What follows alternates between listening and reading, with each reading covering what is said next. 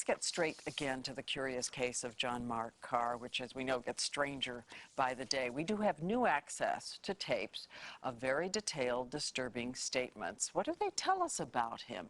We know that the DNA doesn't match, as we told you in the last half hour. Is he delusional? Is he, even now, still dangerous?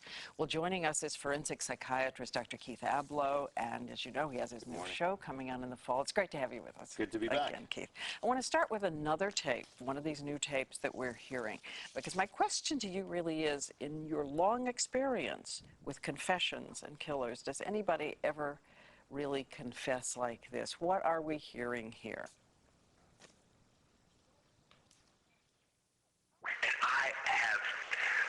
Confessed at her grave in the way that I talked to her. I talked to her out loud. Well, I was saying things to her like, "Oh my God, I'm so sorry." I don't think I said the word "kill," but I was just like, "Jean-Benet," things like, "Oh, Jean-Benet, I miss you. I'm so sorry this happened to you." Oh, Jean-Benet, I missed you. I'm so sorry. There's a kind of dramatization in this, so that when you hear these new ones, what do you think? Well, when I hear that, I think how artful, in a way, his statement is, because he's very careful, even as he's talking rapidly and seemingly in a way that shows how, not well he is. He's still saying, "I never used the word kill." So if he is stringing this man along, he's doing it tremendously strategically. Says, "I miss her, I want to confess, but I never said kill." And again, we have to address these emails because he goes to great length to give detail, graphic detail about that night, talking about going up and down the stairs, talking about leaving the note, leaving the ransom note. At one point, he even talks about the fact that he says, "Breathe for me, don't leave you, I love you so much, oh baby doll, come back to me." And he implies that that's what's going on down in the room. And as we go deeper into this case and into his mind, we're going to find out whether he believes these things or whether he is contriving them. He also says to Michael Tracy, "If you were to leave me, I would die," in the tapes that you shared with me to comment on. And so even that shows how attached he is to people outside his own family, outside his own social circle. And as his brother has said before to you guys, maybe he lost everything. Maybe this is all he had. He said at one point to Tracy, "You probably can't relate to being in love with a 6-year-old girl." You said something earlier to me I thought was so interesting.